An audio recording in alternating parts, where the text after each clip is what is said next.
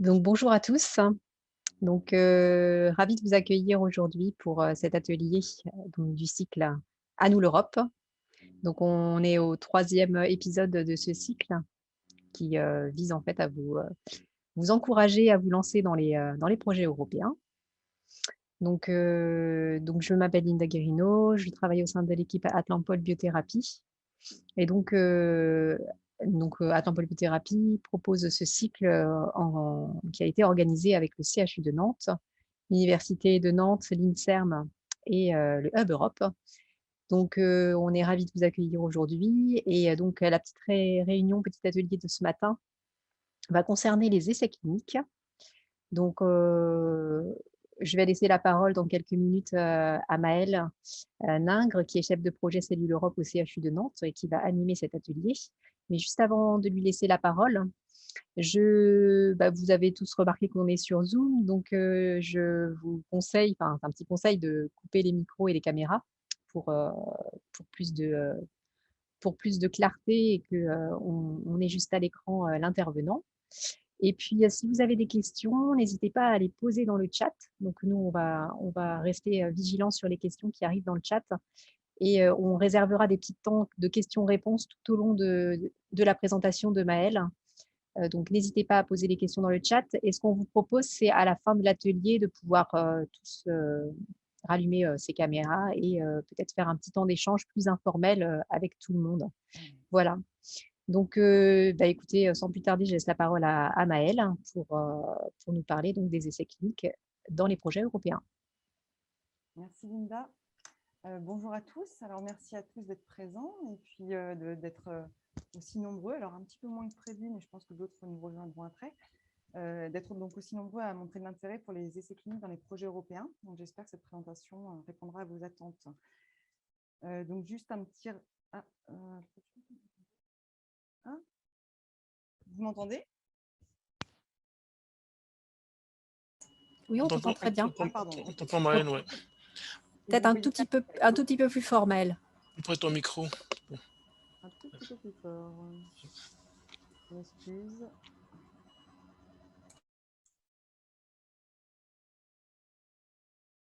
Est-ce que c'est mieux? Oui, c'est mieux. Donc, comme disait Linda, juste un petit rappel sur le fait que cet atelier s'intègre dans le cycle À nous l'Europe, qui se construit en fait autour de 3 ateliers. Donc, il y a eu la présentation d'Horizon Europe en avril. Ce matin, il y a également eu la présentation de la construction d'un consortium gagnant. Et là, actuellement, je vais vous présenter du coup comment intégrer les essais cliniques dans des projets européens de type Horizon 2020 et bientôt Horizon Europe. Donc, dans un premier temps, je ferai un petit rappel sur la typologie et la méthodologie des recherches, parce que c'est toujours bon à apprendre. Je ne sais pas quel est le niveau de connaissance de chacun d'entre vous, donc on fera un petit tour rapide. Je vous parlerai également de la réglementation des essais cliniques, avec la réglementation en vigueur, et on verra aussi qu'il faut bien connaître les tutelles voilà, de cet environnement-là. Je vous parlerai des parties prenantes d'une recherche. On verra également les démarches réglementaires pour soumettre un essai clinique, et notamment dans le cadre d'un projet européen. Et je ferai un focus sur le projet européen HAP2 qui est coordonné par le CHU de Nantes. Et en dernière partie, on verra comment intégrer un essai clinique dans un projet européen en essayant de vous donner des pistes et en vous présentant les bonnes pratiques à mettre en œuvre et les écueils à éviter. Alors, dans un premier temps, quelles recherches sont concernées en fait? Donc, la Commission européenne donne une définition assez large dans les études cliniques, puisque elle considère que c'est à la fois de la collection, de la récupération de données rétrospectives ou prospectives, et l'analyse de données de santé qui proviennent de patients, mais aussi de volontaires sains, pour pouvoir répondre à des questions scientifiques liées à la compréhension, la prévention, le diagnostic, le suivi ou le traitement des pathologies. Donc, dans ces essais cliniques-là, on y retrouve notamment les études cliniques sur les médicaments qui sont régis par le règlement européen 536-2014, on le verra un petit peu plus tard. On y trouve également les essais cliniques sur les dispositifs médicaux, mais pas que, puisqu'en fait, on a toutes les recherches qui impliquent la personne humaine et à la fois les recherches sur les échantillons biologiques. Excuse-moi, Maëlle, sur le chat, les gens t'entendent pas très bien. Il Ah, faut que tu parles pardon. plus fort ou plus près de ton micro, s'il te plaît. Bon, je vais rapprocher mon micro comme Là, ça. là, c'est beaucoup mieux, là, ouais, c'est C'est très mieux, bien. pardon, Ouais, excusez-moi. super, merci. Ok. Donc là, je vous présente une slide un petit peu complexe, mais je ne vais pas rentrer dans le détail. C'est juste pour vous présenter en fait la loi Jardé en France qui catégorise les différentes recherches et notamment le type de soumission réglementaire à faire en fonction de chaque catégorie. Donc on a la catégorie 1 avec les recherches interventionnelles. Du coup, tout ce qui est médicaments est régi par le règlement européen sur les médicaments, mais par contre, pour la loi Jardé, ça va concerner tout ce qui est hors médicaments. Il y a aussi la catégorie 2 avec les recherches interventionnelles à risque et contraintes minimes. Donc, ça va être par exemple des prélèvements supplémentaires de sang, etc.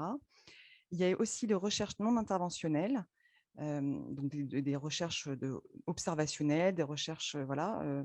Et par contre, les recherches sur données, les données rétrospectives sont, elles, hors cadre de la loi Jardé.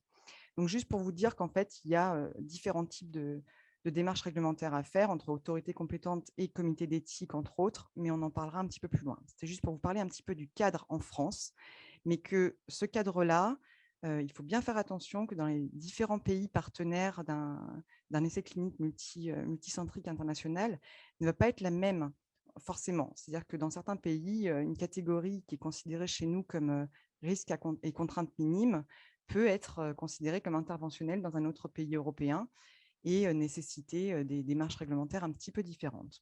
On verra ça un petit peu plus tard. Donc, en termes de méthodologie, ce qui est très important, en fait, c'est pour ça que je ne sais pas trop où vous en êtes en termes de niveau de connaissance des essais, mais pour pouvoir bien démarrer et intégrer un essai clinique dans un projet européen, il faut déjà que la méthodologie soit carrée. Il faut définir les principales caractéristiques et le type de l'essai clinique, c'est-à-dire est-ce que vous êtes sur un essai clinique médicamenteux, et après on verra les différentes phases d'un tel type d'essai. Est-ce que vous êtes sur de la recherche pharmacocinétique, sur une étude sur des dispositifs médicaux, sur éventuellement de la thérapie cellulaire et génique, etc. Est-ce que vous voulez que ce soit une étude monocentrique ou multicentrique? Et si elle est multicentrique, est-ce que ça sera au niveau national ou international? Est-ce que cette étude-là, vous voulez qu'il y ait un groupe contrôle, c'est-à-dire est-ce que, par exemple, vous testez un médicament expérimental versus un placebo ou versus un traitement comparateur de référence? Est-ce que vous allez vouloir randomiser cette étude, c'est-à-dire est-ce que vous allez vouloir tirer au sort en fait la participation des patients dans le groupe traitement versus le groupe placebo? Donc toutes ces questions-là, et de savoir aussi si une fois que c'est randomisé, c'est en ouvert, c'est-à-dire que tout le monde est au courant du bras de traitement. Est-ce que c'est en simple aveugle, c'est-à-dire que le patient, lui, ignore le traitement reçu, ou en double aveugle, on parle aussi d'insu, hein, et là, le patient et le médecin ignorent tous les deux le traitement reçu. Et on voit ici que pour répondre à toutes ces questions, ce n'est pas simple et il faut forcément se référer à un méthodologiste statisticien, hein, qui est spécialiste des essais cliniques. Et pour aller plus loin, une fois qu'on a un petit peu abordé ce sujet-là des principales caractéristiques, il faut ensuite se poser pour vraiment définir l'hypothèse de la recherche. L'objectif principal, en fait, une étude clinique se définit avec un objectif principal et des objectifs secondaires. Et l'objectif principal vise à répondre à la question « Qu'est-ce que je veux démontrer ?» Et pour répondre à cet objectif principal, il faut un critère principal qui va permettre de répondre objectivement à la réponse posée, à la question posée, pardon. Donc, en général, comme je disais, il y a un objectif et plusieurs objectifs secondaires, et c'est vraiment la clé de l'essai. Voilà. Ensuite, il faut également parler du calcul du nombre de patients qui va être directement lié à l'objectif principal. Et il existe différentes façons de le calculer. Il variera en fonction de la nature du critère, qu'il soit qualitatif ou quantitatif. Si je prends un exemple, par exemple l'ostéoporose, qui est une maladie fragilisante des os et qui engendre un risque accru de fracture. Du coup, si on teste un traitement qui sur l'efficacité, si on fait un protocole sur l'efficacité d'un traitement contre l'ostéoporose, on aura par exemple un critère de jugement principal qui sera la diminution du pourcentage de fractures à 10 ans. Et là, on est sur un critère de jugement principal qui répondra à l'objectif de l'efficacité du traitement. Une fois qu'on a défini ça, il faut également parler de la population, donc des patients qui seront inclus dans un essai clinique. Ils se définissent avec des critères d'inclusion et de non-inclusion. C'est-à-dire quelles sont les caractéristiques qu'une personne doit avoir pour participer à un essai. Et ça permet d'aider à sélectionner les participants qui vont avoir, en fait, on va avoir une population homogène avec des caractéristiques semblables. Et voilà, pour éviter d'avoir une hétérogénéité des résultats. Et également, il faut définir des critères de non-inclusion, c'est-à-dire tout ce qui empêche les gens de participer à une étude. Ça va être par exemple une allergie au traitement testé, puisqu'on voilà, on ne veut pas qu'il y ait d'interférence, ce genre de choses, mais il faut vraiment réfléchir à tout. Là, un petit focus, je vous parlais tout à l'heure des essais médicamenteux et des différentes phases.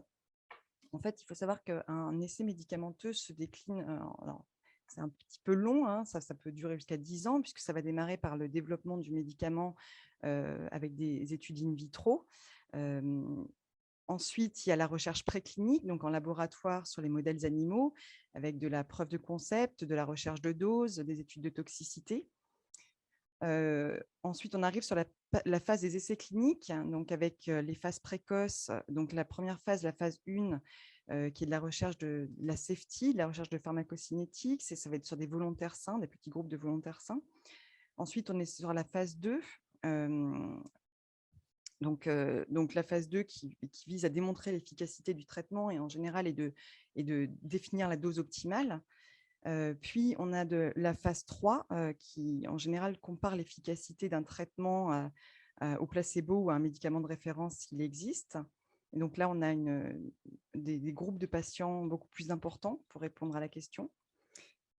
Puis, on arrive en fait sur la phase post-AMM, c'est-à-dire qu'il y a eu l'autorisation de mise sur le marché et on va faire des essais post-marketing, puisque en fait, après leur commercialisation, les médicaments continuent à faire l'objet d'un suivi strict à long terme pour identifier tout effet secondaire grave ou inattendu, etc.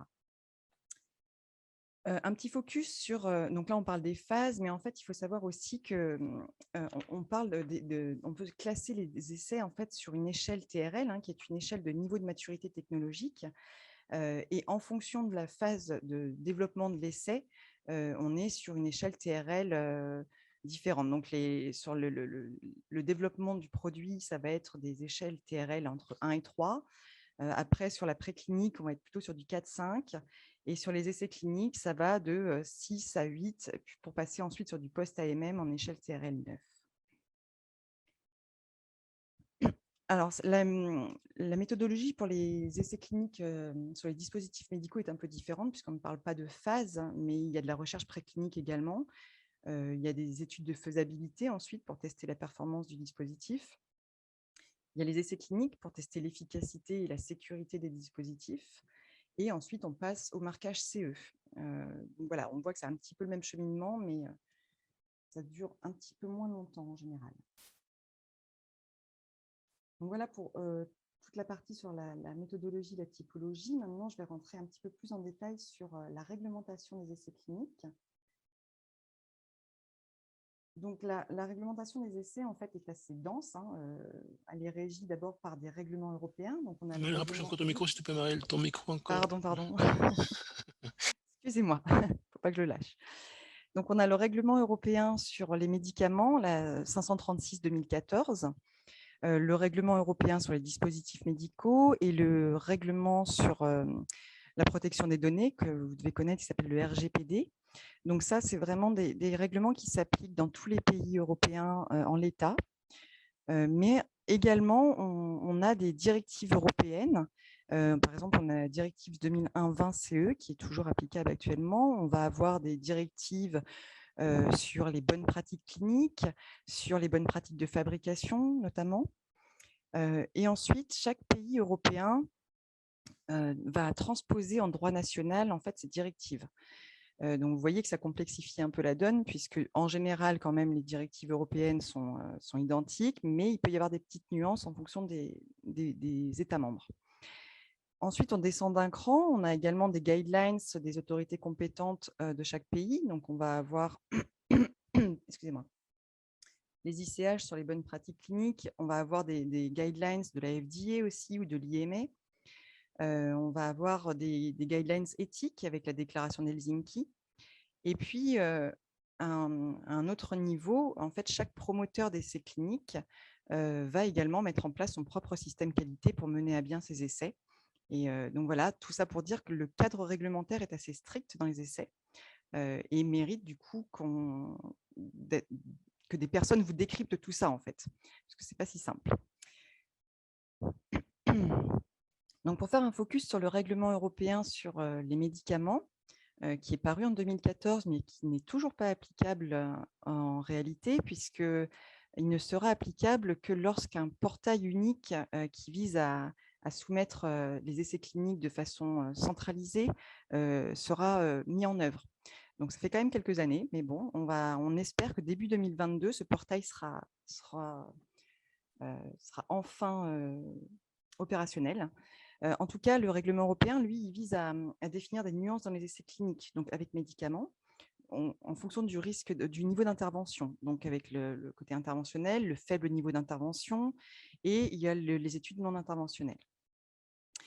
Donc, on attend tous effectivement ce portail pour pouvoir soumettre de façon uniforme tous nos essais cliniques de médicaments aux autorités compétentes, puisque de toute façon, pour la partie éthique, je vous en parlerai un petit peu plus tard, ça reste en fait du ressort de chaque État. Donc, c'est une soumission au niveau national dans chaque pays participant.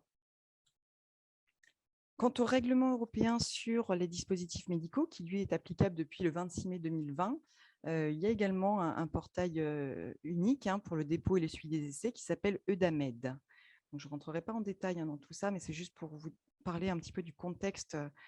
En fonction de la catégorie de votre essai, les dispositions réglementaires et les soumissions réglementaires sont différentes.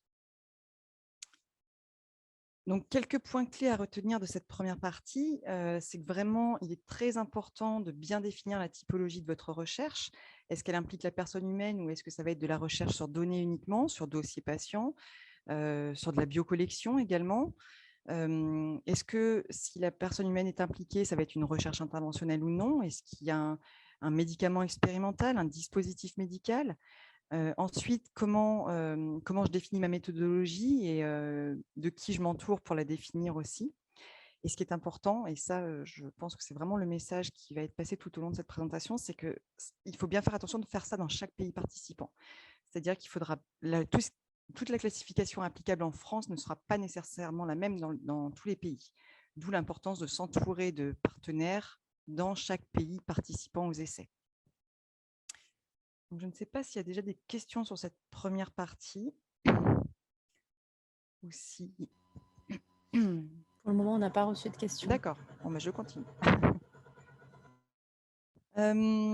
Du coup, toujours sur la réglementation, c'est pour connaître un petit peu les tutelles qui régissent cette réglementation. Donc, il y a l'IME, qui est l'Agence européenne des médicaments. Alors, sa principale mission, ça va être de protéger et promouvoir la santé publique à travers l'évaluation et la supervision des médicaments et des dispositifs médicaux, donc à usage humain et vétérinaire, mais c'est vrai que là, on est sans doute plus sur l'usage humain ici. L'IME, elle est chargée de l'évaluation scientifique des demandes d'AMM en procédure centralisée et aussi des dispositifs médicaux. Et une fois que le portail dont je vous ai parlé sera effectif, elle va centraliser les demandes d'autorisation d'essais cliniques portant sur le médicament en lien avec toutes les agences nationales. Donc, un petit focus sur la France. Je vais pas pouvoir vous présenter aujourd'hui les autorités compétentes et les comités d'éthique de tous les pays, puisque ça serait vraiment très fastidieux et c'est un peu complexe. Juste pour vous dire qu'en France, il y a notre autorité compétente qui est l'ANSM, qui est l'Agence nationale de sécurité du médicament et des produits de santé, qui a 2 missions centrales. C'est d'offrir un accès équitable à l'innovation pour tous les patients et de garantir la sécurité des produits tout au long de leur cycle de vie. Elle a plusieurs compétences sur plusieurs domaines, sur les médicaments, sur les dispositifs médicaux, sur les produits biologiques, sur les produits cosmétiques, les produits de tatouage. Donc voilà, donc elle est vraiment l'autorité de référence pour les soumissions réglementaires chez nous, sur tous ces produits-là. Donc là, on avait la partie autorité compétente et également, on a des comités d'éthique qui s'appellent les comités de protection des personnes ou CPP. Et le Code de la santé publique, chez nous, en fait, demande à ce que toutes les recherches interventionnelles ou non soient mises en œuvre uniquement après un avis favorable d'un tel comité. Donc, il faut savoir qu'en France, on a 39 CPP sur 7 interrégions et que pour le choisir, ça se fait uniquement par tirage au sort. Excusez-moi. En fait, cette demande d'avis, elle est envoyée sur une plateforme qui est une application en ligne et qui adresse un mail en fait, pour accéder au service web et désigner le comité référent par tirage au sort. Et la mission de ces CPP, c'est de rendre un avis sur la validité de la recherche et de l'essai clinique en termes de protection des personnes, de garantie des droits des personnes. Donc, elle va aller examiner les modalités de recrutement des patients. Elle va vérifier la procédure d'obtention de consentement, les délais de réflexion laissés aux patients pour se prononcer sur leur acceptation ou non à participer à un essai. Elle va également évaluer la pertinence de l'essai et surtout sa balance bénéfice-risque, c'est-à-dire est-ce que pour les patients, c'est vraiment nécessaire et très important, il y aura plus de bénéfices à participer que de risques. Elle va également mesurer la qualification des investigateurs et vérifier l'adéquation entre les moyens et les objectifs présentés par l'essai. Et elle va s'intéresser au respect de la loi informatique et liberté. Donc ça, il faut savoir que le CPP intervient au moment de l'avis initial, mais également sur toutes les modifications ultérieures au protocole. Et les CPP interviennent également en cas de constitution d'une collection d'échantillons biologiques. Alors, il y a d'autres instances qui sont impliquées dans le processus de soumission réglementaire, puisqu'on peut avoir les instances dans la protection des données, impliquées dans la protection des données. Donc, par exemple, en France, donc j'insiste, c'est en France, mais à chaque fois, il faut bien se renseigner dans les pays participants quelles sont les instances impliquées. Donc, en France, on a le Health Data Hub, qui est l'ex-INDS. On a également le comité éthique et scientifique pour les recherches, les études et les évaluations dans le domaine de la santé, qui rend, avant l'autorisation de la CNIL, des avis sur les projets d'études qui nécessitent d'avoir un recours à des données personnelles de santé. Et puis, on a la CNIL, que vous connaissez tous, mais qui également intervient sur les essais cliniques, puisqu'elle veille aussi à la protection des données personnelles des patients dans les essais. Donc, pour résumer, en fait, sur les autres pays participants, comme pour la France, de façon générale, quel que soit le pays, l'encadrement il se fait via 2 structures majeures. Comme je vous disais, il y a une autorité compétente nationale, ça c'est systématique, qui va évaluer scientifiquement l'essai clinique. Et il y a un ou des comités d'éthique régionaux et ou nationaux, suivant les pays. En France, on voit qu'on a un CPP qui va être désigné. Excusez-moi. Mais potentiellement, en fait, dans d'autres pays, on peut avoir un comité régional et un comité national qui vont trancher. Voilà. Et également, il faut bien voir avec les différents pays pour les instances de protection des données propres à chaque État membre. Donc, actuellement, dans l'attente du portail unique, dont je vous parlais tout à l'heure, notamment sur les médicaments, mais pas que d'ailleurs, puisque la procédure VHP ne vaut pas que pour les médicaments d'ailleurs. Dans l'attente de ce portail unique, on a une procédure de soumission réglementaire qu'on appelle la procédure VHP, qui est une procédure volontaire de soumission centralisée des essais cliniques. Je vous en parlerai un petit peu plus tard. Là, je vais faire un petit focus. Pardon. Je vais faire un petit focus en fait sur les parties prenantes d'une recherche pour vous dire qu'en fait, quand on veut lancer un essai clinique, on est donc ce qu'on appelle un établissement promoteur. Donc, on est promoteur d'un essai. Et pour ça, en fait, il faut avoir les compétences pour mener à bien un essai et pour être promoteur d'un tel essai. Donc, il faut. Là, je vous prends l'exemple en fait du CHU de Nantes, qui dispose à la fois d'une cellule Europe, donc pour gérer les projets européens, mais qui est intégrée au sein de la direction de la recherche. On a des équipes en fait qui sont aussi spécialisées dans la recherche paramédicale. On a des équipes d'arc de monitoring qui vont faire du contrôle de données pour vérifier la qualité des données des essais cliniques. On a des équipes de chargés des vigilances. Donc, la vigilance, c'est le suivi de la sécurité des effets secondaires de traitement, etc. On a une équipe de data management donc, qui va gérer tout le circuit sur le recueil des données. On a une équipe de méthodologie, une plateforme de méthodologie et de biostatistique. On a un service qualité également qui va mettre en place les procédures, les modes opératoires, etc. On a une équipe aussi d'affaires technico-réglementaires pour tout ce qui est gestion des contrats notamment. Et du coup, on a les équipes dans les services cliniques, les techniciens d'études cliniques et les coordinateurs d'essais cliniques, mais également les infirmières d'études cliniques. Donc, tout ça pour vous dire qu'en fait, pour mener à bien un essai, il faut vraiment, vraiment avoir toute une équipe pluridisciplinaire pour avoir tout le savoir-faire nécessaire. Là, donc, un petit point sur ce qu'est un promoteur d'un essai. Donc, c'est la personne physique ou morale qui va être responsable de la recherche, qui va en assurer la gestion et vérifier le financement de l'étude. Donc, le promoteur va devoir souscrire une assurance, enregistrer l'essai, si c'est un essai médicamenteux, dans une base européenne qui est la base EUDRACT, qui doit soumettre aussi au comité d'éthique et envoyer une demande d'autorisation à l'autorité compétente. Pardon, il manque un mot.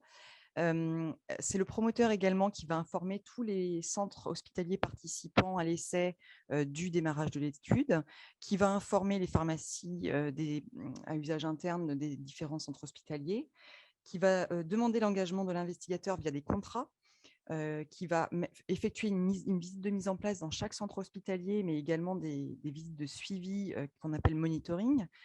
C'est le promoteur également qui va déclarer les effets. Alors, EIGI, c'est les événements indésirables, effets indésirables graves inattendus, pardon, qui est chargé d'établir aussi un rapport annuel de sécurité, de soumettre des amendements, c'est-à-dire des modifications au protocole s'il y en a, d'effectuer la visite de clôture, de rédiger et superviser le rapport final de l'étude et de vérifier que l'étude est bien archivée. Donc, vous voyez qu'il y a quand même beaucoup de responsabilités pour un promoteur, d'où la nécessité d'avoir des équipes pluridisciplinaires au sein de l'équipe de promotion.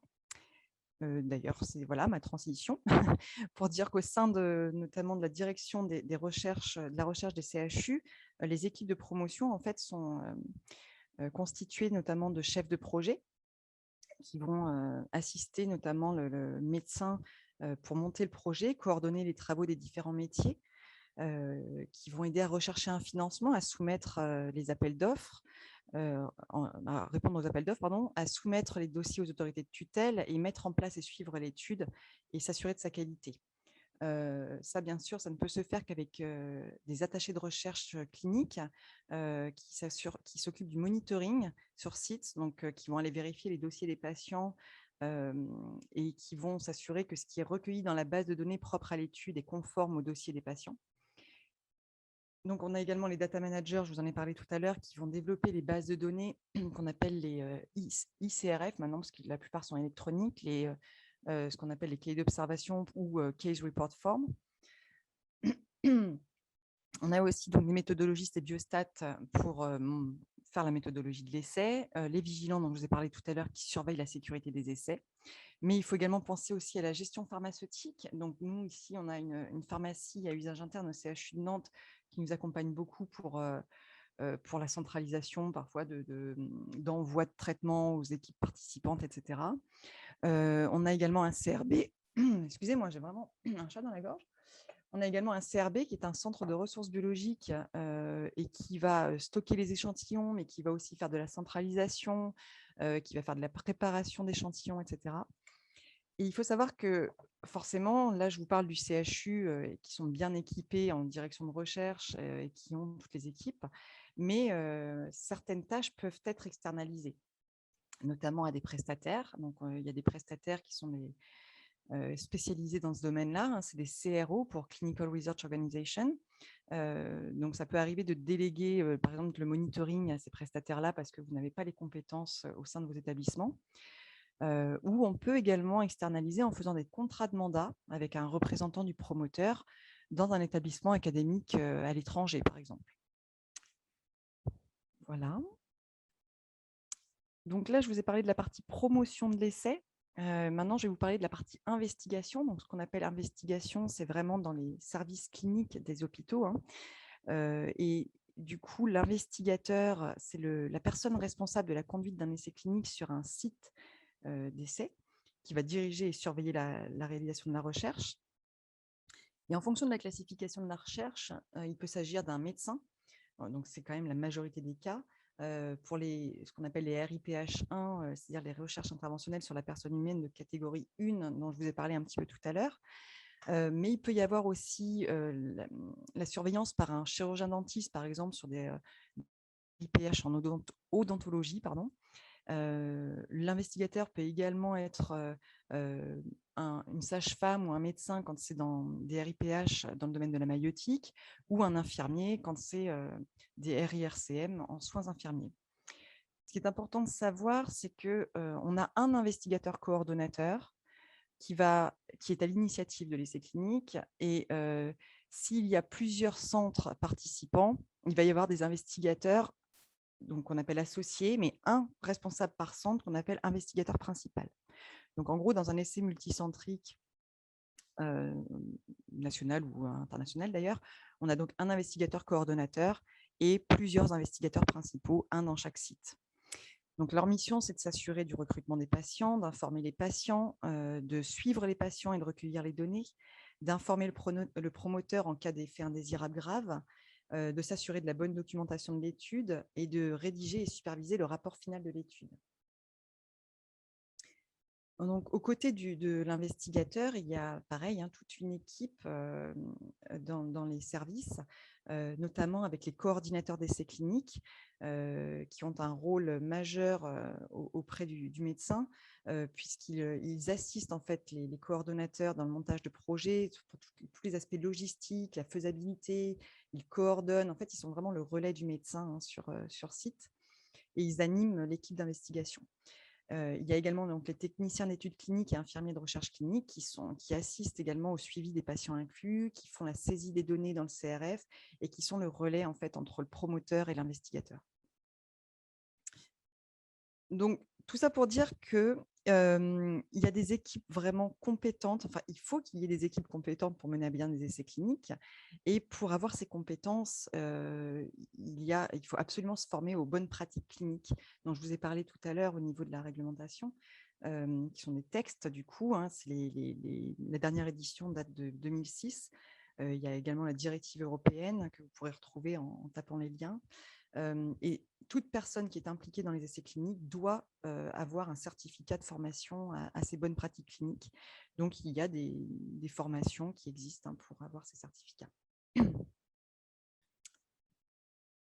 Donc, si on doit faire un petit topo sur les points clés à retenir sur cette première partie, c'est que en fait, on ne s'improvise pas promoteur. Comme vous avez vu, il y a vraiment des compétences à avoir et un savoir-faire.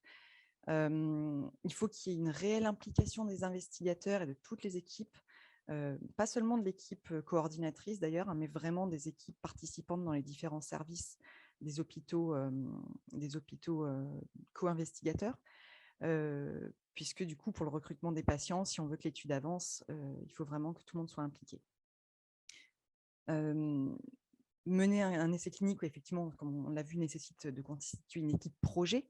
Alors, l'équipe projet va être une équipe en plus de celle du projet européen. C'est-à-dire que là, on parle, je fais un focus sur les essais cliniques, mais soyons clairs, dans les projets européens de type H2020, on a déjà une équipe projet pour mener à bien le projet européen. Mais au sein de ce projet européen, il faut qu'il y ait une équipe dédiée à l'essai clinique, avec un chef de projet dédié, un arc de monitoring, etc., etc.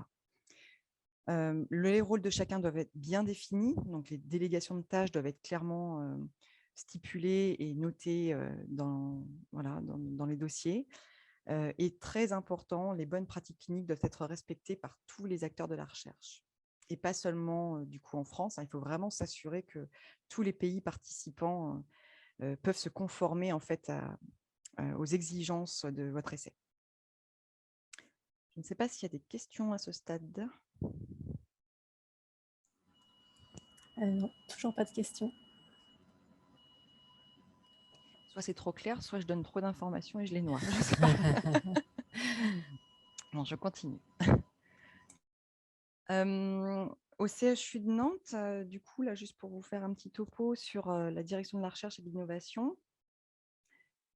Si vous êtes promoteur d'un essai et que vous souhaitez mettre en place, donc si vous êtes promoteur institutionnel ou industriel, hein, et que vous souhaitez mettre en place une étude au CHU de Nantes, mais je pense que cela vaut pour pas mal de CHU, il y a un service dédié aux essais cliniques à promotion externe, comme on appelle. Chez nous, c'est le département gestion, avec la cellule promotion externe qui s'en occupe. Ensuite, si vous souhaitez monter une étude, mais vous souhaitez qu'elle soit promue par le CHU de Nantes, c'est-à-dire que le CHU de Nantes soit responsable de l'étude, mais vous avez, je sais pas, vous souhaitez qu'il y ait un contrat, vous souhaitez participer à l'étude, etc. Donc là, il faut venir voir le département promotion, au sein duquel je suis par ailleurs. Et si, du coup, vous souhaitez des appuis transversaux stratégiques, on a un autre département qui est le département partenariat et innovation, qui va notamment faire un accompagnement de tous les contrats, des partenariats du CHU, qui accompagne également au montage des projets structurants, voilà, type RHU, les projets européens. Il va y avoir un accompagnement aussi dans ce département-là des évaluations médico-éco. Il y a un accompagnement des entreprises technologiques innovantes au sein du CHU, etc. etc. Donc voilà, à chaque question, un département est là pour répondre. Donc là, je vais rentrer dans le vif du sujet sur les démarches réglementaires proprement dites pour soumettre un essai clinique dans un projet européen. Donc, pour ça, je voulais vous prendre l'exemple du projet européen HAP2, qui est coordonné par le CHU de Nantes. Donc, c'est le premier projet européen obtenu en coordination chez nous, qui inclut un consortium interdisciplinaire de 10 partenaires, à la fois d'institutions académiques, mais aussi on a 2 partenaires industriels qui ont une expertise en fait dans les essais cliniques, dans le domaine de l'immunologie, des analyses du microbiome, du virome, des données omics, mais aussi dans les sciences sociales, et tout ça sur un projet de 5 ans. Donc, c'est en fait un projet dans lequel on traite des pneumonies acquises à l'hôpital, et on va également analyser, en fait, on a des plateformes d'analyse dans différents pays, notamment aux États-Unis, en Suisse, aux Pays-Bas, etc., qui vont faire de l'analyse de données issues de collections biologiques, et qui vont aussi intégrer les données de plusieurs essais cliniques. Donc là, en l'occurrence, on a déjà démarré une des études, qui est une étude multicentrique européenne promue par le CHU de Nantes, dans laquelle il y a 3 pays, la France, la Grèce et l'Espagne. On a 18 centres et on a un centre coordonnateur par pays. Donc en fait, on est le promoteur, le CHU de Nantes, et dans chaque pays, on a un centre coordonnateur qui est par ailleurs partenaire du consortium. Donc pour les démarches réglementaires, du coup, c'est nous qui centralisons toutes ces démarches-là. Mais par contre, on se repose en Espagne, en fait, sur nos collègues qui sont partenaires du consortium, qui est l'hôpital clinique de Barcelone, et à qui on a en fait un contrat de mandat pour déléguer les soumissions réglementaires et le monitoring.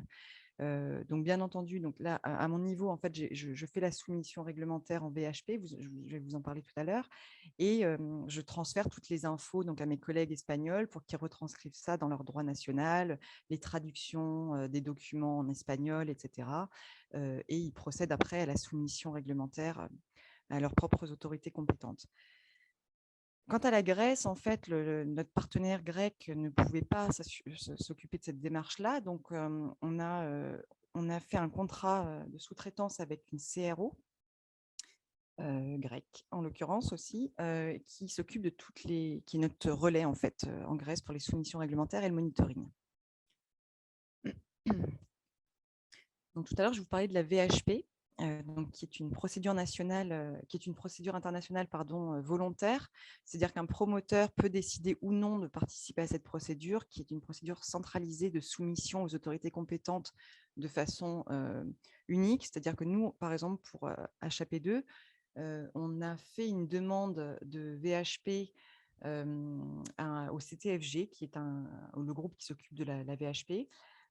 Le CTFG, en fait, avait 5 jours pour nous dire si les 3 pays participants, la Grèce, l'Espagne et la France, étaient OK pour participer à la VHP, ce qui a été fait. Et ensuite, nous, alors déjà, on avait demandé à ce que la France soit notre autorité compétente référente, puisqu'il faut qu'il y ait une autorité compétente référente dans une VHP.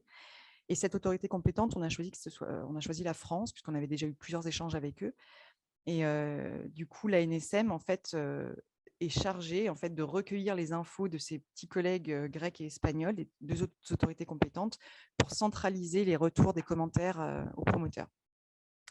Donc, une fois qu'on a eu cette décision-là, du coup, ils ont eu 32 jours pour nous envoyer leurs commentaires sur l'évaluation du projet, de l'essai clinique et de tous les documents associés dont je vous parlerai tout à l'heure. Et ensuite, nous, on avait du coup quelques jours également pour répondre à leurs questions, tout ça sur une période de 60 jours. Ensuite, une fois qu'on a eu l'accord de la VHP globale, il faut passer par une petite phase un peu informelle d'étape nationale, c'est-à-dire qu'il faut quand même récupérer le petit papier d'autorisation de chaque autorité compétente. Donc, on renvoie le dossier à chaque autorité compétente pour qu'ils nous donnent leur petit papier avec leur accord, mais qui est nettement moins long qu'une phase nationale classique, puisque normalement, ils ont 10 jours pour nous donner leur approbation.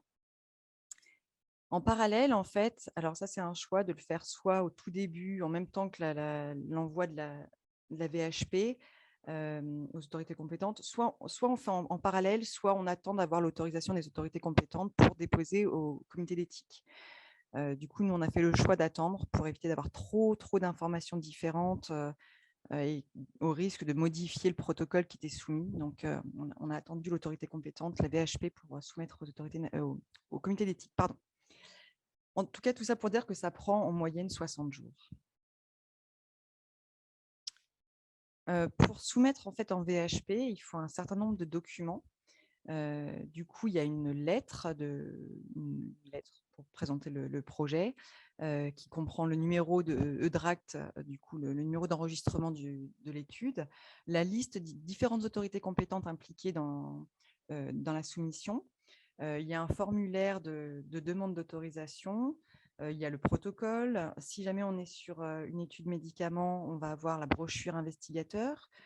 On va avoir le dossier du médicament aussi. Alors là, c'est peut-être un petit peu barbare si vous n'êtes pas très familier avec tout ça, mais à partir du moment où vous avez les équipes sur place, il n'y a pas de souci. On vous dépiotera tout le jargon. Il y a en fait également, si jamais vous avez eu des conseils, des avis rendus par des conseils scientifiques ou par une autre autorité compétente sur votre étude, vous la joignez également à cette soumission.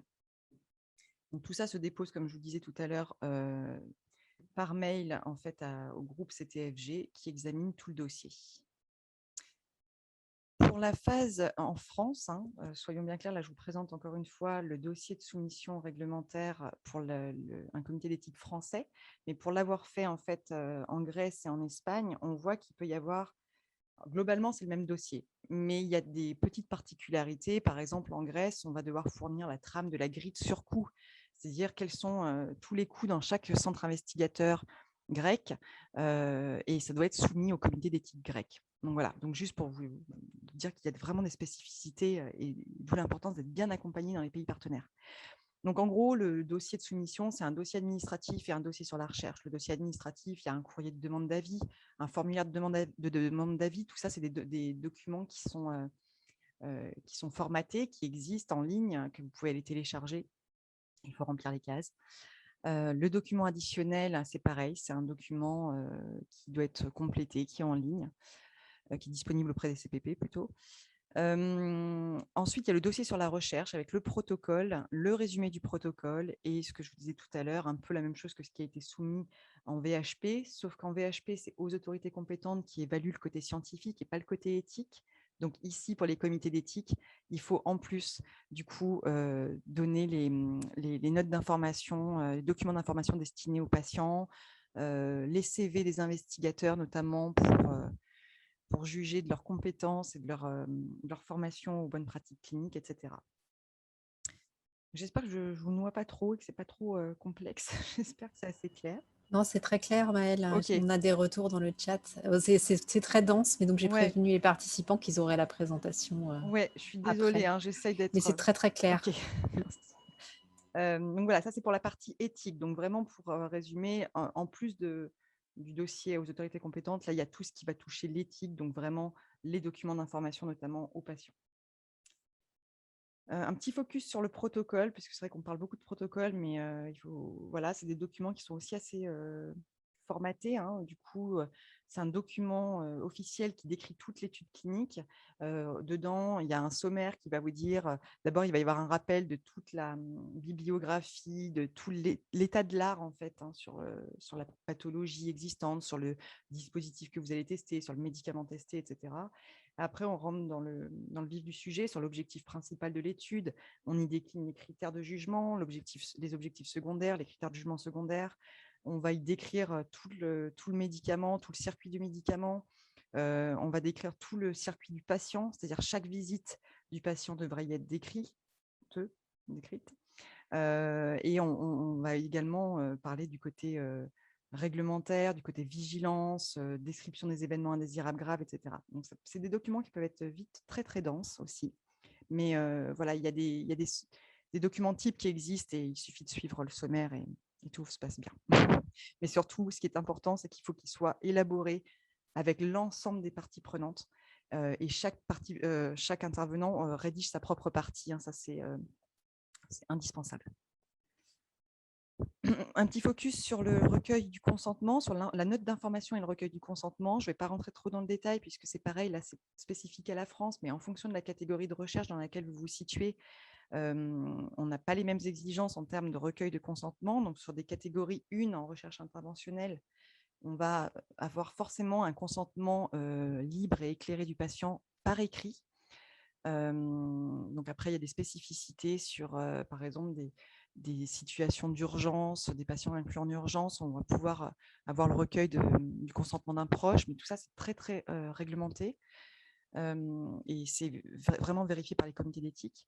Si on est sur de la catégorie 2, on va avoir un consentement écrit ou oral. Sur de la RNI, donc recherche non interventionnelle, une non-opposition orale. Le mieux, c'est quand même toujours de le tracer dans les dossiers des patients, soyons clairs. Et compter retrait de consentement, donc c'est juste une petite parenthèse, mais en cas de retrait de consentement d'un patient qui dit « je refuse, je ne veux plus participer à votre étude, je ne veux plus faire le suivi », il faut savoir qu'on peut quand même continuer d'utiliser les données avant le retrait du consentement, mais aucune nouvelle donnée ne pourrait être recueillie. Là, juste pour vous dire que vraiment, c'est important cette partie-là, parce que là, on est sur la catégorisation en France, mais que typiquement, un autre pays pourrait vous dire bah, non, en fait, vous, ce que vous considérez comme une non-opposition orale, chez nous, non, nous, le comité d'éthique, il demande absolument à ce qu'il y ait un consentement écrit. Donc voilà, donc en termes de dépôt initial de dossier, il faut vraiment, vraiment bien penser à tout dans chaque pays. Je vous parlais tout à l'heure du fait que le promoteur était responsable de souscrire à une assurance.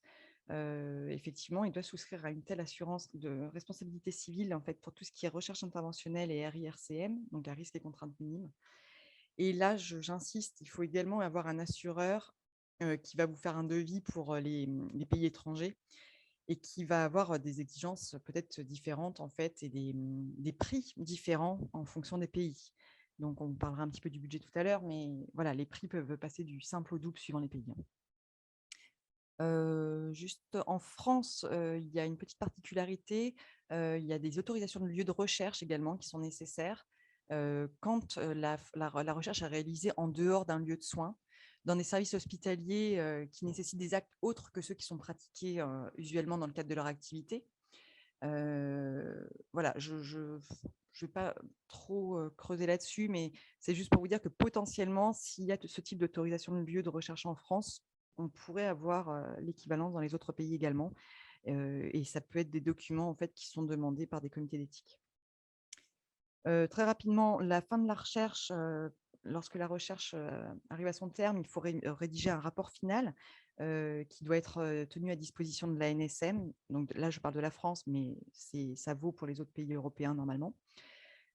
En tout cas, nous, en France, on est tenu de transmettre uniquement le résumé de ce rapport, mais que si l'ANSM ou le CPP le demande, on doit transmettre le rapport complet. Il faut également communiquer les résultats dans une base de données de l'Union, sur un portail de l'IME. Donc là, je ne rentre pas trop dans le détail.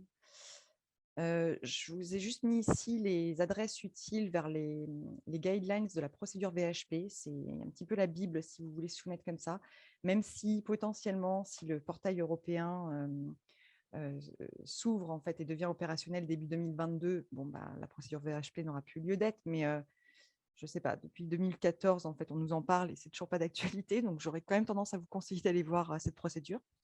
Un lien également vers les BPC et les ICH, vers le site de l'IME, vers le site de l'ANSM qui référence toutes les guidelines et les conseils aux promoteurs sur la gestion des essais cliniques en France. Et également, pour accéder aux textes législatifs et réglementaires en France, il y a Légifrance. Et je vous invite vraiment à contacter vos collègues dans les pays partenaires pour avoir l'équivalent dans leur pays. Voilà, est-ce qu'il y a des petites questions peut-être sur cette partie-là? Il y avait une petite question pratique sur la langue des documents. Donc, est-ce qu'il faut que tout soit rédigé en anglais, même pour des essais cliniques réalisés en Grèce, par exemple, ou dans un autre pays? Alors justement, là, ça dépend vraiment des pays, puisque du coup, pour nous, en fait, on soumet tout en anglais, hein, voilà. Et c'est alors que je ne vous dise pas de bêtises, entre la Grèce et l'Espagne, c'est en Grèce qu'il faut qu'ils traduisent, par exemple, tout le protocole en grec. Donc typiquement, ce qui est à traduire forcément dans la langue nationale, c'est les notes d'information consentement, forcément, puisque c'est à destination des patients. Par contre, les protocoles et certains documents peuvent être demandés par les autorités compétentes de certains États membres dans la langue.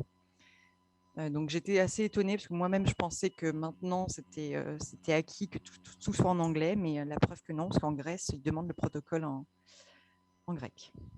D'accord. Il y a une autre question sur la procédure VHP. Oui. Est-ce qu'elle sera toujours valable après l'entrée en vigueur du règlement, au moins pour les essais non médicaments? Ouais, alors je Ah, on t'entend plus. ne sais pas, là, je peux pas, puisque je pense qu'il y a, notamment sur les dispositifs médicaux, il y a Eudamed. Pour les autres types d'essais, je pense qu'elle sera toujours applicable, sauf s'ils nous sortent de nouvelles modalités, mais je pense que oui, la VHP sera toujours applicable sur les autres types d'essais. Ok, merci Maëlle. C'est tout au niveau des questions. C'est bon? Non? Non, il y avait des réactions par rapport aux traductions. Parce que c'est vrai que ça génère des coûts, tout ça, Oui. de faire traduire les documents. Ouais, alors je suis désolée, mais c'est vrai que moi, je n'ai pas du tout accès au chat. Donc, dis-moi, ce qui les inquiète, c'est le coût des traductions, c'est ça? Pour anticiper tout ça, en fait, hein, tous ces frais de traduction. Ah oui, Ouais. alors après, si on fait intervenir une CRO, par exemple, donc vraiment un prestataire de service, à partir du moment où, en fait, quand vous allez monter votre dossier en réponse à un projet européen, vous êtes censé avoir tous les devis pour l'intégrer dans votre budget de projet. Donc, normalement, la CRO, vous avez au moins contacté 1, 2, voire 3 CRO, c'est mieux pour avoir un devis. Et il faut avoir listé effectivement tout ça. Et normalement, la CRO revient vers vous pour vous dire oui, mais moi j'ai la traduction en plus, etc. Donc oui, il faut avoir une checklist vraiment, vraiment bien poussée et voir ce qui est applicable ou pas dans les différents pays. Ok, merci. Donc là, pour faire un focus maintenant sur ce qui vous intéresse quand même aussi beaucoup, c'est intégrer un essai clinique dans un projet européen. Comment on le fait? Quelles sont les bonnes pratiques et qu'est-ce qu'il faut éviter? Oui, donc les essais cliniques européens, là sur les anciens projets, l'ancien programme cadre FP7, je ne sais pas si vous êtes tous familiers avec ça, mais il y avait le FP7. Oui, ton micro, Maëlle, ton micro. Mon micro, pardon, je vais avoir une crampe à la main. Excusez-moi.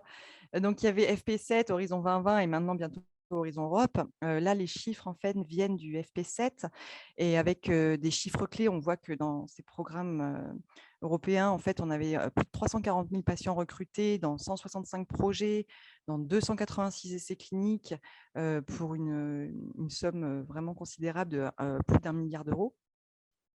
Et on voit que tout type d'essai était concerné, mais vraiment quand même beaucoup plus les essais de phase précoce, puisque on voit qu'il y a beaucoup plus de phases d'essai 1, 2, 2 essentiellement. Et par contre, ça concerne un petit peu tous les types de domaines, puisque vous avez de la neuro, tout ce qui est les troubles musculo-squelettiques, les maladies inflammatoires, etc. Les maladies rares aussi, même s'il y a un petit peu moins dans les projets européens. En tout cas, tout ça pour dire que dans Horizon 2020, plus de 50% des projets du défi santé d'Horizon 2020 incluaient des études cliniques, ou incluent toujours, puisque certains sont encore en cours. D'où l'importance on sait qu'on peut y aller et présenter des essais cliniques dans ces projets. Et Horizon Europe, de toute façon, donne une place primordiale aux essais maintenant aussi, puisque 40% des appels 2021-2022 du cluster santé ont une dimension clinique. Et du coup, la Commission européenne insiste vraiment, par contre, sur la qualité des essais qui devront être présentés, puisqu'il faudra vraiment qu'il y ait un fondement scientifique solide dès la présentation à l'appel d'offres, que le design de l'étude soit vraiment bien présenté, qu'on puisse déjà avancer et montrer la maturité, l'état d'avancée de l'étude, et prouver la faisabilité. Enfin voilà, vraiment la Commission européenne va de plus en plus être regardante sur la qualité des essais. C'est vraiment devenu un critère d'éligibilité. Donc, il y a un template pour remplir la partie sur les essais cliniques au moment de la soumission des appels d'offres. Et ce template-là, on vous a mis le lien directement vers le portail du portail du participant. Et oui, alors un autre petit focus, c'est qu'apparemment, maintenant, ce qui est recommandé dès le dépôt du dossier, c'est qu'il y ait au moins l'enregistrement de l'étude avec l'obtention d'un numéro EUDRACT. Donc, ce qui prouve finalement à la Commission européenne que l'étude est bien dans les starting blocks pour démarrer. Puisque la Commission européenne craint beaucoup en fait les retards dans les essais et ça ne peut pas toujours coller avec les délais des projets européens. Un petit point sur, tout à l'heure, je vous ai présenté les différentes phases d'un essai clinique médicamenteux et sur l'échelle TRL. Ici, c'est pour montrer un petit peu comment ça se situe par rapport aux différents appels européens. Du coup, on voit qu'effectivement, tous les projets collaboratifs du cluster santé vont plutôt faire un focus sur les essais précliniques, la recherche de concepts et les essais de phase précoce. Et c'est le cas de la plupart des appels d'offres européens. Il y en a très peu qui vont faire un focus sur les essais cliniques phase tardive ou post-AMM, c'est plutôt le programme type EDCTP. Donc pour ça, je vous invite à contacter les différentes cellules Europe pour savoir comment situer au mieux les essais cliniques dans les différents types d'appels et de bien lire les appels en fait, qui précisent directement en fait, dans les consignes si la préclinique ou la clinique précoce est préconisée. Je peux peut-être intervenir sur cette partie, non? C'est bon. Okay. On a juste une petite question là qui arrive, c'est le numéro EUDRACT, oui, dès le dépôt, est aussi valable pour les études non médicaments? Alors, non, le numéro EUDRACT, c'est que pour les études médicamenteuses, pardon. Par contre, okay. Par contre, il y a d'autres numéros d'enregistrement pour les études non médicamenteuses. Donc, je pense que si c'est valable, si la Commission a ce souhait-là pour le numéro EUDRACT, je pense qu'elle aurait le même souhait pour les numéros d'enregistrement hors médicaments. Ok. Okay. Là, les principaux points en fait, qui sont importants à retenir dans le fait d'intégrer des essais cliniques dans les projets européens, c'est de bien anticiper, en fait, de bien monter votre essai et de bien anticiper les délais, notamment sur l'obtention des autorisations réglementaires, puisque, comme je vous disais, dans chaque pays, il y a des contraintes et des spécificités différentes, et les délais peuvent être du coup très rallongés si justement il faut tout traduire, tout faire valider, qu'il faut avoir des signatures de contrats avec les centres investigateurs et les médecins avant la soumission. Donc là, vraiment, j'insiste sur, dès le montage, d'essayer d'anticiper au maximum les spécificités des différents États membres que vous souhaitez impliquer. La contractualisation également prend beaucoup de temps. Là, typiquement, nous, dans notre essai, on voit qu'on a, ça y est, ouvert tous nos centres français. Depuis, ils ont tous été activés entre mars et avril-mai. Par contre, typiquement, en Grèce et en Espagne, on prend plus de temps puisque les contrats sont plus longs à signer. En Espagne, du coup, notre centre coordonnateur, qui est partenaire du projet européen, a dû lancer une procédure de marché public pour recruter ces centres investigateurs. Donc, tout ça prend beaucoup, beaucoup de temps. Donc là, on commence à voir les centres espagnols qui s'activent, là, qui vont être activés cet été, les centres grecs aussi, normalement. Mais tout ça pour dire que c'est long. Et donc, si les centres sont longs à être activés, le recrutement des patients va être plus long. Et donc, la fin d'étude va être plus longue à obtenir. Et voilà, il faut juste être réaliste dans les objectifs, bien faire des études de faisabilité en amont, prévoyez un temps de mise en place vraiment suffisant qui intègre les temps de contractualisation. Et puis, alors, anticiper quand on peut les lourdeurs administratives des différents pays. C'est pas toujours simple. Voilà, nous-mêmes, on a été confrontés à chaque fois à des écueils, mais voilà, c'est vraiment le maître mot, anticiper. Concernant la gestion financière aussi, c'est très important de ne pas sous-estimer les coûts, parce que comme disait un intervenant tout à l'heure, voilà, typiquement, faire de la traduction, ça peut avoir un coût. L'assurance dans les différents pays, ça peut avoir un coût. Si jamais, en plus, vous voulez changer de pays, imaginons, on ne peut pas changer comme ça n'importe quand de pays participant, puisque ça se trouve, vous allez vous retrouver à payer des frais de… Ah oui, ce que je n'ai pas dit aussi, c'est des frais de soumission aux autorités compétentes. Nous, on n'en a plus en France. Depuis des années maintenant, c'est plus payant. Avant, ça l'a été, mais il y a très, très longtemps. Mais il y a des pays dans lesquels, en fait, on a encore des taxes à payer pour les soumissions aux autorités. Donc, il faut vraiment vous appuyer sur les équipes des directions de la recherche pour évaluer les budgets à la fois d'investigation. Il y a un écho. Il y a un écho, ouais. Ouais, je suis désolée, je ne sais pas s'il y a quelqu'un qui a oublié de couper son micro, peut-être. C'est bon ? Ouais. Oui, donc vraiment, vraiment important de s'appuyer sur toutes les équipes pour que le budget soit monté par les personnes compétentes dans leur domaine et référentes dans leur domaine pour avoir les coûts les plus proches de la réalité. Voilà. Alors, par rapport à ce budget-là aussi, il est possible de recourir aux centres associés, donc aux différents centres hospitaliers participants, de les associer en tant que sous-traitants pour faciliter la gestion, puisque, comme vous le savez, dans les projets européens, la sous-traitance n'a pas les mêmes règles de gestion financière que quand on est partenaire. Donc, être partenaire, c'est forcément l'option préférée par la commission, mais surtout si le centre est responsable d'une part essentielle du projet. Par exemple, si justement on est promoteur d'un essai clinique, qu'on fait de la coordination d'autres centres et qu'on n'est pas limité à l'essai clinique, qu'il y a vraiment de la recherche translationnelle, qu'il y a des missions autres. Là, le partenaire va avoir son budget propre, il va devoir déclarer ses coûts réels sur justificatif. Et donc ça, c'est très important, puisque si on est promoteur et donc à la fois forcément on a l'équipe d'investigation qui émarge sur notre budget de partenaire, on ne peut pas en fait justifier les tarifs de l'assurance maladie. Donc, c'est-à-dire que tous les actes codés, type une IRM, voilà, vous ne pouvez pas prendre la cotation de l'assurance maladie et demander ce remboursement-là comme ça à la Commission européenne. On est obligé de tout dépioter. Donc, nous, typiquement, on est obligé d'aller voir le contrôle de gestion pour leur demander les coûts réels, dépioter les coûts directs versus les coûts indirects. Enfin, c'est compliqué, mais ça se fait. Mais en tout cas, c'est comme ça qu'on doit faire quand on est partenaire. Et donc, il y a des reportings financiers et scientifiques. On fait remplir des feuilles de temps à l'ensemble des personnels, même des personnels d'investigation. Donc ça, on sait que Sacrée politique de changement à avoir, c'est pas évident pour les équipes d'investigation de se mettre à remplir des feuilles de temps. Nous, dans les projets européens, on a l'habitude, mais pas forcément les équipes dans les services. Donc, c'est compliqué aussi et il faut vraiment les accompagner pour que ce soit mené au mieux. Donc, on peut également être partie tierce. Là, c'est à privilégier si la contribution d'un centre hospitalier, par exemple, est limitée au recrutement des patients. Et là, concrètement, on fait une convention avec l'organisation qui est partenaire du projet et il y aura quand même une déclaration des coûts réels avec justificatif et feuille de temps malgré tout.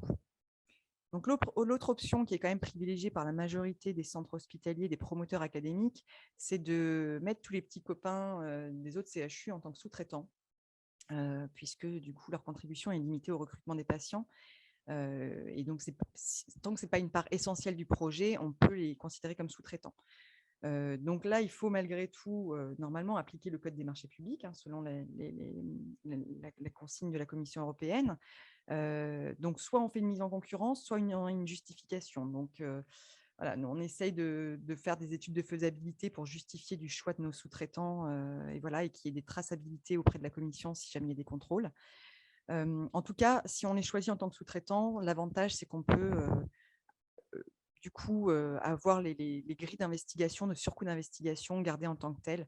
Et là, on peut avoir un tarif par patient et des forfaits possibles, tout dans la limite du raisonnable. Mais maintenant, on a des conventions quand même uniques donc, qui facilitent le travail. Donc, la gestion est nettement plus souple quand on opte pour ce choix-là. Très rapidement, pour vous dire que justement, pour bien anticiper les coûts et de tout ce que vous allez soumettre au moment du projet européen, nous, tout ce travail-là de gestion de l'essai clinique, d'estimation des coûts et des surcoûts de l'essai, on l'a fait au moment du dépôt. Donc, on a fait intervenir nos équipes d'investigation dans le centre coordonnateur nantais et pour évaluer les surcoûts dans le service. On a fait une application, donc des coûts identiques dans tous les centres français. Par contre, pour les coûts dans les pays partenaires, on a fait intervenir nos collègues qui étaient partenaires du projet, donc en Grèce et en Espagne, pour qu'ils nous fassent une estimation des surcoûts dans leur pays. Voilà, donc de tout le temps de personnel, des examens, des consultations et hospitalisations. Donc, au début, on a fait une estimation en forfait, comme tout le monde le fait, clairement. Mais après, du coup, si le centre est participant et partenaire, ça sera uniquement sur feuille de temps. Mais ça donnait un budget, en tout cas global, plus réaliste. Donc, ça, c'est tout ce qui est lié à l'investigation et dans les services. Maintenant, il y a les coûts liés à la promotion. Donc, tout ce travail-là, on l'a fait en amont, d'estimer le temps passé par les chefs de projet, les arcs de monitoring, l'ensemble des partenaires, data managers, méthodologistes, etc. On a intégré les coûts d'assurance. On avait fait les demandes de devis auprès de notre assureur pour l'Espagne et la Grèce avant le dépôt du projet européen. Donc, il faut intégrer aussi les coûts éventuels de collaboration, de prestations. Ne pas oublier d'y intégrer les coûts d'achat de traitement si jamais vous n'avez pas de partenaire industriel qui fournit les traitements, l'achat de placebo. Nous, typiquement, on a un prestataire qui fabrique le placebo également. Donc, il fallait avoir ce devis-là avant le dépôt, puisque ça peut monter vite. Enfin, on peut monter à des milliers d'euros très, très vite. Toute la logistique des prélèvements biologiques également est à prendre en compte dans ces coûts, les frais de mission, de déplacement, les frais de traduction et de publication, on y arrive. Les frais de déplacement des patients aussi, d'où l'importance de toujours s'appuyer sur l'équipe projet, le chef de projet de recherche clinique, à la fois du pays coordonnateur, bien sûr, mais et de se référer aux collègues partenaires dans les autres pays. J'ai l'impression de le répéter 10 fois, mais c'est que vraiment, on ne peut pas évaluer de la même manière dans chaque pays participant les surcoûts. Les taux horaires des personnels peuvent être différents. Ce que je vous disais tout à l'heure, les soumissions peuvent être payantes dans différents pays, etc. Du coup, ça, c'est le petit focus sur les critères d'éligibilité des coûts dans les projets européens en tant que partenaire et partie tierce. Donc, il faut vraiment que les coûts soient réellement encourus par le bénéficiaire, qu'ils soient identifiables, vérifiables et consignés. Pour si jamais il y a un contrôle, il faut vraiment qu'il y ait une écriture comptable et une pièce justificative derrière. Il faut qu'ils soient encourus, ces coûts, pendant la période du projet. Qui peut être différente de la durée de l'essai. Oui, alors ça, vraiment, c'est très important. C'est-à-dire que si votre essai dépasse le projet européen, parce que ça prend du retard, etc., malheureusement, tout ce qui dépassera ne pourra pas être pris en charge par le projet européen. D'où l'importance de vraiment bien anticiper les délais. Les coûts aussi sont éligibles uniquement s'ils sont en lien direct avec les tâches décrites dans le projet, dans l'annexe technique. S'ils sont prévus à l'annexe financière, il faut qu'ils soient conformes à la législation nationale et applicable. Il faut qu'ils soient raisonnables et justifiés en respect du principe de bonne gestion financière. Certains coûts, comme les forfaits, ne sont pas éligibles. Les forfaits de mise en place, de conservation, de destruction des traitements tels qu'on les a nous, typiquement, si on est partenaire, ça on ne peut pas les appliquer en tant que tels. Donc, l'important, c'est vraiment de valoriser du temps de personnel ou, si les coûts sont moindres, de faire passer ça sur les coûts indirects. En conclusion, donc c'était dense, j'en suis bien désolée, mais c'est qu'il y a vraiment beaucoup d'informations. Mais quand même, la conclusion, c'est de vous dire que les essais cliniques dans les projets européens, c'est possible. C'est dense, mais ce n'est pas si compliqué. Si vous avez vraiment les personnes ressources autour de vous pour dégrossir tout ça, c'est pas si compliqué. Ça vous ouvre des opportunités de collaboration avec les meilleures équipes européennes et à l'international. Vous avez vraiment une visibilité incroyable dès lors que vous menez des essais cliniques dans des projets européens. Ça permet de financer des études ambitieuses qui ne sont pas toujours réalisables à l'échelle nationale avec les PHRC, etc., puisque le PHRC ne finance pas ce genre d'études internationales. Et là, en plus, avec le nouveau programme Horizon Europe qui est encore plus ambitieux, franchement, allez-y. Dès lors que vous prenez contact avec les bonnes personnes pour vous accompagner, foncez, c'est faisable et il faut y aller. Voilà, merci beaucoup. Merci Maëlle pour cette présentation très claire. Alors, il y a quelques petites questions là qui arrivent dans le chat. Je te les pose. Donc la première, c'était au sujet des compléments alimentaires. Les essais de phase 1 sont nécessaires pour aller vers une allégation de santé. Peut-on prévoir un budget étude dans le montage du projet sans avoir identifié CRO et sans avoir de protocole finalisé?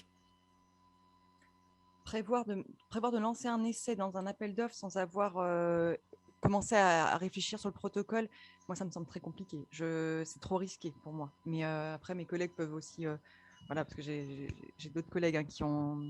Mais pour moi, honnêtement, sachant qu'en plus, la commission demande à remplir un template bien particulier sur les essais cliniques, je ne vois pas comment c'est possible de se lancer dans une réponse à un appel d'offres sans avoir un protocole défini à minima, en fonction du template demandé par la commission. Donc, à minima, les objectifs, l'objectif principal, le nombre de sujets, etc.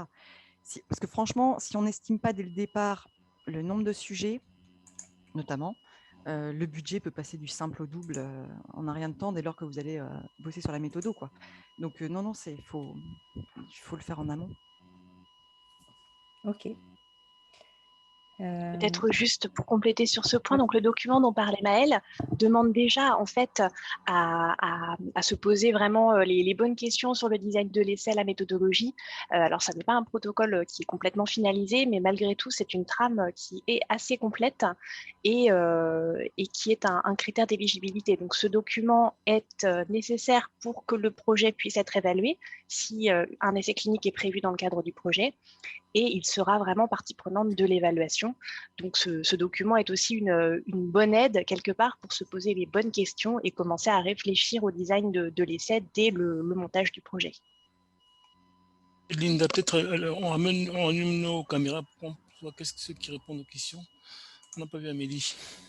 Oui, si vous souhaitez, même pour tous les participants, prendre la parole à ce stade, on a un petit peu de temps pour vous poser vos questions en direct. C'est tout aussi bien. On avait reçu, je ne sais pas, Olivier Lépine, si vous vouliez préciser un peu par rapport à votre question tout à l'heure, ou si Gwendal Barraud, tu veux prendre la parole pour poser les questions en direct. Oui, bonjour. Merci beaucoup pour tout cela. Moi, je découvre ce sujet-là et je pense que ça va devenir d'une grosse actualité pour nous. J'avais tout d'abord une question concernant les suites logicielles qui sont utilisées dans les essais cliniques. Combien est-ce que ça coûte en fait une telle suite logicielle? Qui sont les acteurs de référence? Et voilà. Alors, du coup, nous, on a une équipe de data management qui s'occupe de tout ça. Clairement, l'ICRF, nous, qu'on utilise, c'est CS Online. Alors, j'ai toujours un doute de savoir si c'est pas la… Oui, c'est ça. Ça a changé de nom. Donc, voilà. Donc, nous, c'est CS Online, typiquement, qu'on utilise au CHU de Nantes. C'est quand même le CRF un peu de référence, en tout cas au niveau académique. Après, dans les différents pays partenaires européens, tous ne le connaissent pas. Donc, c'est aussi… voilà, nous, on a déjà eu des promoteurs allemands qui nous ont présenté des CRF sur un autre type de logiciel. Il en existe quand même beaucoup. Nous, c'est vrai qu'on travaille avec CS Online. Les coûts, par contre, clairement, ça, alors, il y a le coût déjà d'achat de la licence. Et ensuite, il y a tout le travail de création du CRF. Et ça dépend du nombre de patients, du nombre de pages qui sont créées, du temps passé par le data manager, du nombre de tests de cohérence qui sont lancés, etc. Donc, c'est un peu compliqué de vous répondre. D'accord. Et ce sont des logiciels qui sont extrêmement agréables à utiliser avec une super UX comment est-ce que ce sont comme certains logiciels médicaux antédiluviens Ah non. Alors, en fait, nous, par exemple, CS Online, clairement, enfin, ça a un visuel. En fait, on prend… imaginez-vous un cahier, un document Word, il est entièrement retranscrit en écran, voilà, avec une belle page de garde. C'est comme si c'était un cahier virtuel, quoi. Hein. D'accord. Donc non, c'est assez, c'est quand même, le design est pas mal. D'accord. Et du coup, alors j'avais une autre question. Donc, on parle de plus en plus des CRO. Là, vous en avez reparlé. J'ai l'impression que c'est un marché enfin, le nombre de CRO s'est démultiplié ces dernières années. Pourquoi y en a-t-il désormais autant et pourquoi ça se développe tant voilà. Qu'est-ce qu'ils font en matière de prestations alors qu'avant, j'avais l'impression que vous travailliez peut-être de façon indépendante? Et quel est le coût de leurs prestations en fait? Et comment en choisir un?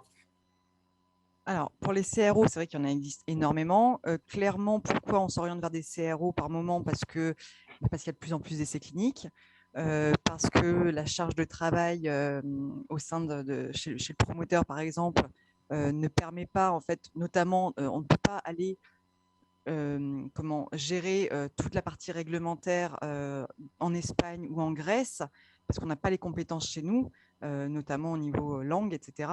Donc là, typiquement, la majorité des CRO qu'on fait intervenir, c'est pour ce genre de prestations-là, ou pour du monitoring également, même au niveau national, hein, ça peut arriver d'avoir recours à une CRO au niveau du monitoring, parce que la charge de travail est telle qu'on a besoin d'avoir un prestataire qui va nous accompagner là-dedans. Après, les coûts, oui, c'est pas donné. Ça, c'est sûr. Enfin, nous, en tout cas, par rapport à nos coûts en académique, c'est sûr que là, on peut passer du simple au double aussi. Et nous, par exemple, pour les avoir, on est obligé de faire une procédure de marché public, un appel d'offres selon la règle des marchés publics. D'accord. Voilà. Après, sinon, typiquement, si vous en cherchez, il faut taper sur Internet CRO, démarche réglementaire, essais cliniques, et vous avez une liste pas possible. Hein. Voilà. Après, on peut vous donner en off, enfin, on pourra vous donner après derrière une liste des CRO les plus connus, hein, mais voilà. D'accord. Merci. Okay. De rien.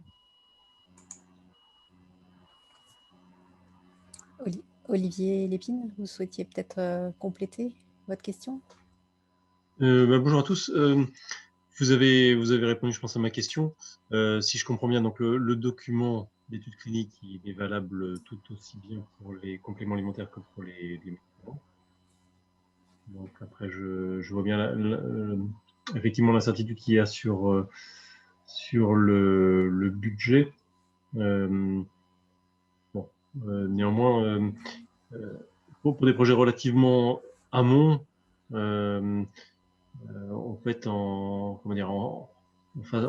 phase encore de développement, sans avoir suffisamment de billes pour pouvoir faire le design d'une étude sur un projet de 4 ans, se trouver après dans la situation où on pense qu'on sera en situation. Donc voilà, c'est pas facile à gérer. Enfin, c'est difficile pour moi de se dire on est déjà sur des projets où on va pouvoir tout ficeler. Là, je vous invite quand même peut-être à prendre contact directement avec les équipes chez nous. Alors, excusez-moi, vous travaillez, vous êtes... je regarde. Alors là, donc, on est déjà en contact avec le CHU pour une étude clinique directe, sans passer par un projet européen. Mais là, moi, j'étais intéressé aujourd'hui pour vraiment projet européen, mais dans le cadre de compléments alimentaires qui ne vont pas être sur des patients, mais sur des volontaires sains. D'accord. Donc, a priori, pas dans le cadre d'un hôpital, mais par le biais de CRO. Oui. Dans ce cas, le pour rapprocher de Biofortis, ouais, voilà, qui est dans le métier.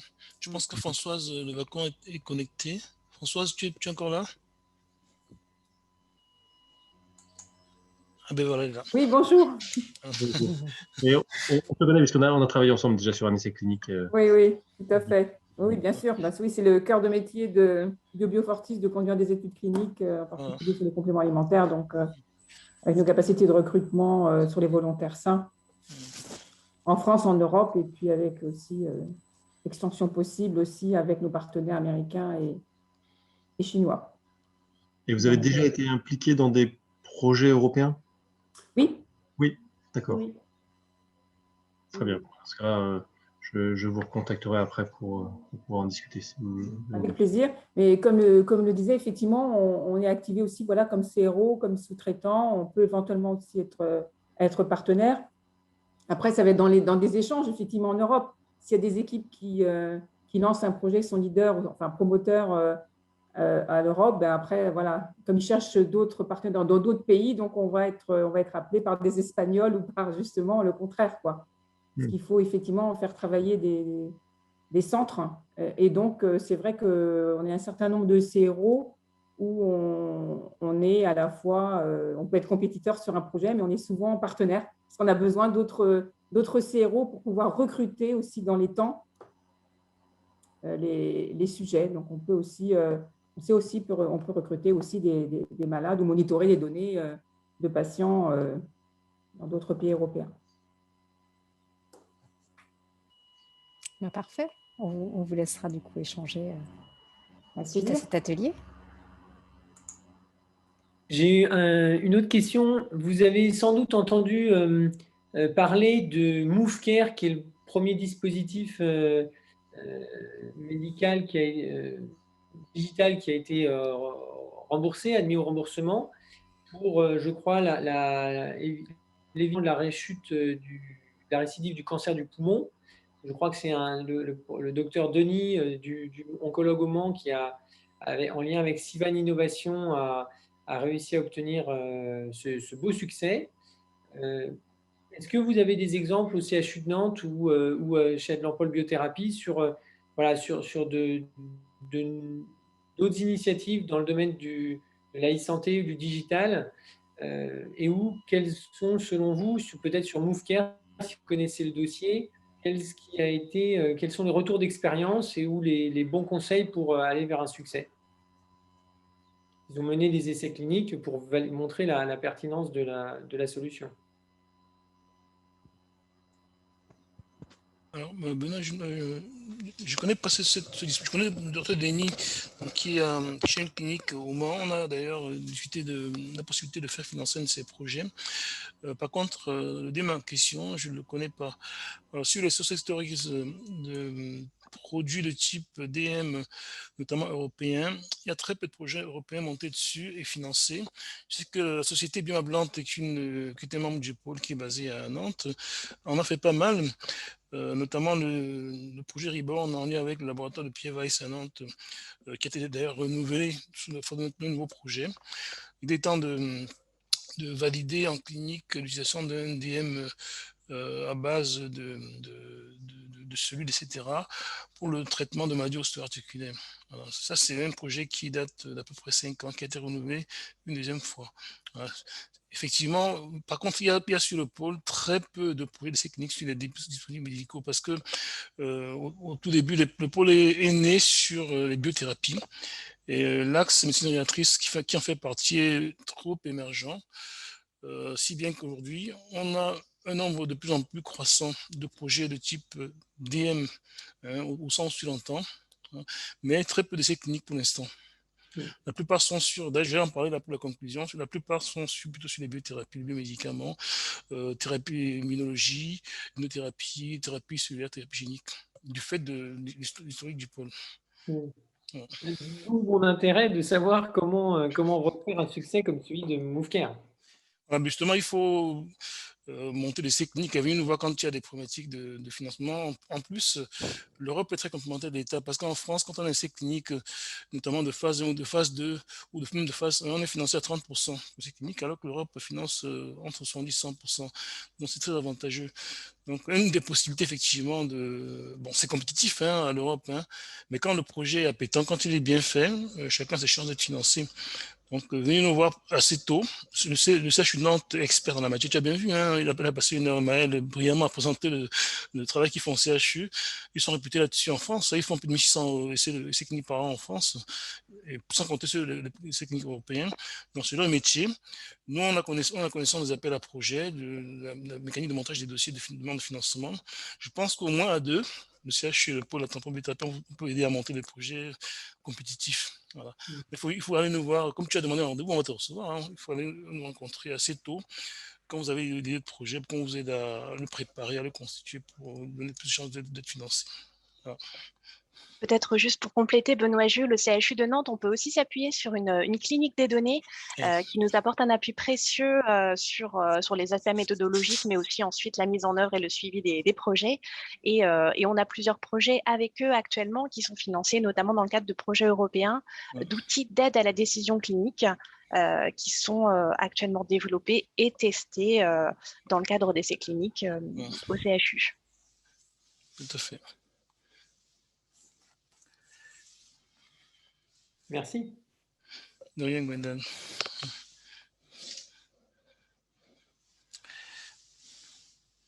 On t'entend pas, Linda. Ton micro, coupé, Linda. Oui, je te disais juste si tu souhaitais passer 2-3 messages en conclusion. Oui, je rebondis sur la question de Gwendal pour remercier tous les participants d'être venus. Il y a eu vraiment des ateliers depuis 9h. On a eu pratiquement un nombre de participants du début jusqu'à la fin. Ce qui veut dire que pour Maël, il n'y a pas eu de noyade, il n'y a pas de noyé. Malgré la densité de ta présentation, tout le monde était attentif. Là, on est encore à 24, au début de nous, on était à 30. Donc, les gens ont été captivés par ta présentation. Merci beaucoup pour cette présentation brillante. Voilà, je veux aussi remercier les participants en disant qu'en fait, on est sur un écosystème, comme je disais tout à l'heure, qui est parti sur les biothérapies, on a créé l'an passé un axe spécial digital pour la santé, justement, pour faire émerger les technologies croisement de la filière santé, les TIC, y compris pour les essais cliniques. Mais par contre, actuellement, on est un pôle où on a beaucoup de PME, d'académies qui ont plein d'essais cliniques. Leur barrière vers le marché, c'est qu'ils n'ont pas les moyens de financer les projets. Comme je vous ai dit, l'État finance 30% d'essais cliniques, ce qui pour une PME, c'est très compliqué en termes de cofinancement. Dès lors, Horizon Europe, et avant ça, Horizon 2020, est une bonne opportunité pour tous les financements assez intéressants, puisqu'on est entre 70 et 100% de financement en fonction du type d'essai clinique, et qui vient en complément de ce que donne l'État. Voilà. Et pour finir, le CHU de Nantes est là, hein, je vous dis, ils font plus de 1600 essais cliniques par an, c'est pas pour rien, c'est parce qu'ils ont une réputation. Donc, ils ont des partenaires attitrés, sur lesquels il faudrait s'appuyer quand vous avez des dossiers, des essais cliniques à monter pour demander de financement. Ils ont une équipe qui est très étoffée, Maël, Amélie, les autres, qui dansent le métier au quotidien. Voilà. Et nous, on est là, en plus d'eux, hein, au côté montage, pour aider effectivement à monter des dossiers qui soient potables. Voilà. Mais merci de votre participation. J'espère que ça vous a plu. On prévoit un dernier atelier au mois d'octobre prochain pour le montage concret des projets. L'idée étant de vous aider, pour ceux qui ont des projets, à monter leur dossier. Donc, on va vous envoyer, Linda, je pense, Linda, un questionnaire de satisfaction qui visera aussi à sonder les intérêts de ceux qui voudraient monter des projets pour 2022. Voilà. Encore merci pour votre participation et à très bientôt. Tout à fait. Donc, rendez-vous le 1er octobre pour le prochain atelier « Comment monter son projet européen ». Et donc, on vous envoie toutes les petites infos pratiques de suivi de cet atelier dès lundi dans vos petites boîtes mail. Merci à tous. À bientôt. Merci. Au revoir. Au revoir. Merci à tous. Bonne journée. Au revoir. Bonne journée.